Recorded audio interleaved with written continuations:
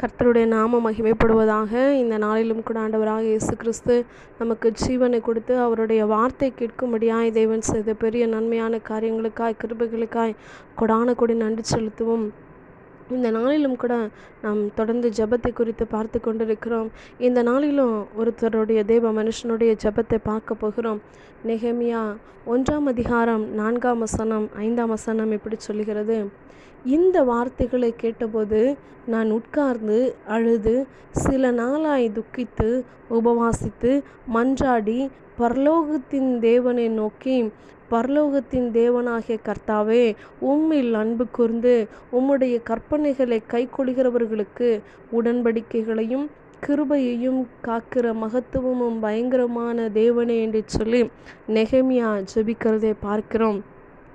இந்த வார்த்தைகளை கேட்டபோது, எந்த வார்த்தைகளை அவர் கேட்டபோது அவர் அழுதாரு, அவர் துக்கம் கொண்டாடினார், அவர் உபவாசித்தார், அவர் எந்த வார்த்தைகளை கேட்டதுக்கப்புறமா மன்றாடி பரலோகத்தின் தேவனை நோக்கி விண்ணப்பம் பண்ணினார் என்று சொல்லி பார்ப்போமானால், அவர் அதே நெகேமியா 1ஆம் அதிகாரம் 3ஆம் வசனத்தில் பார்க்கிறோம்: அதற்கு அவர்கள் சிறையிருப்பில் மீந்திருக்கிறவர்கள் அந்த தேசத்திலே மகா தீங்கையும் நிந்தையும் அனுபவிக்கிறார்கள்.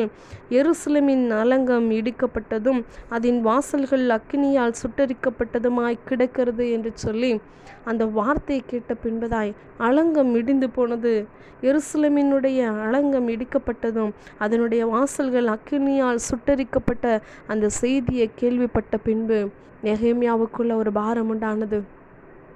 நெகேமியாவுக்குள்ள ஒரு துக்கம் உண்டானது. இதோ அலங்கம் இடிக்கப்பட்டது, எருசலேமின் அலங்கம் இடிக்கப்பட்டது என்று சொல்லி, இதுக்கு காரணம் நாங்கள் தான் சொல்லி அவர் 6ஆம் வசனத்தில் மன்றாடி ஜெபிக்கிறாரு.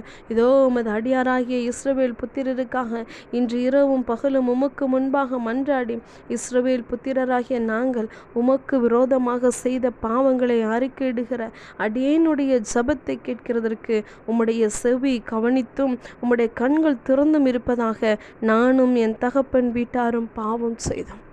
இதோ நாங்கள் பாவம் செய்தோம் என்று சொல்லி பாவ அறிக்கை செய்து, இதோ நாங்கள் பாவம் செஞ்சதுனால தான் எருசலேமின் அலங்கம் இடிக்கப்பட்டது, அதனுடைய வாசல்கள் அக்கினியானாலே சுட்டரிக்கப்பட்டது என்று சொல்லி, அதுக்கு காரணம் நாங்கள் தான் என்று சொல்லி பாவ அறிக்கையிட்டு இதோ நெகேமியா ஜெபிக்கிறதை பார்க்கிறோம்.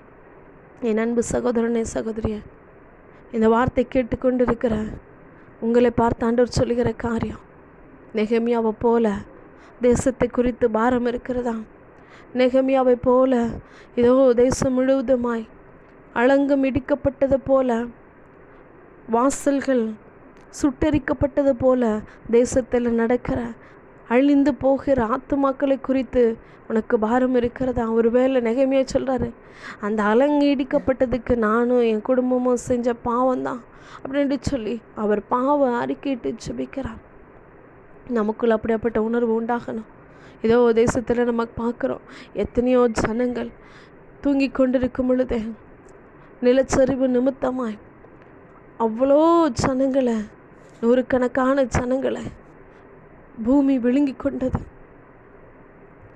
நிலநடுக்கத்தின் நிமித்தமாய் எத்தனையோ ஜனங்கள் மரித்து போகிறார்கள்.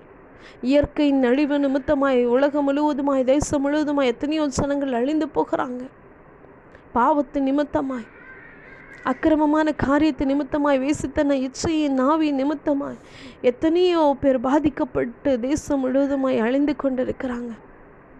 நமக்கு நெகேமியாவை போல பாரம் இருக்குதா? நான் ஜெபிக்காததுனால தான். நெகேமியா சொல்கிறார், நான் பாவம் செஞ்சதுனால தான் இன்னைக்கு எருசலேமின் அலங்கம் இடிக்கப்பட்டிருக்கிறது என்று சொல்லி அதே பாரம் நமக்குள்ள உண்டாகும்படியா, அதே போல ஜெபத்தை ஏறெடுக்கும்படியா இந்த நாளில் ஆண்டவர் வெளிப்படுத்துகிறார். என் தேசம் அழிவதற்கு நான் தான் காரணம், என் தேசத்தில் இருக்கிற ஜனங்கள் அழிந்து போவதற்கு நான் தான் காரணம். நான் ஜெபிக்காததுனால, எனக்குள்ள உணர்வு இல்லாததுனால, என்னுடைய பாவத்தை ஜெபிக்காததே பெரிய பாவம், தேசத்திற்காய் திருப்பில் நிற்காததே பெரிய பாவம், தேசத்தில் அழிந்து போகிற ஜனங்களுக்கு கண்ணீர் விடாததே பாவமாக இருக்கிறது. இந்த நாளிலும் கூட எத்தனையோ பேர் தேசத்தில் அழிஞ்சு போகிறாங்க, எத்தனையோ பேர் மரித்து போகிறாங்க. அந்த ஜனங்களுக்காய் இந்த நாளில் நெகேமியாவை போல பாரப்பட்டு அர்ப்பணித்து ஜெபிக்கும் பொழுது கர்த்தர் சொல்லுகிற காரியம், இதோ அந்த நம்ம ஏறெடுக்கிற ஜெபத்திற்கு அவருடைய செவி கவனித்தும் அவருடைய கண்களும் திறந்திருக்கிறதுமா இருக்கிறது. இந்த நாளில் உங்கள் ஜெபத்தை கேட்பார்.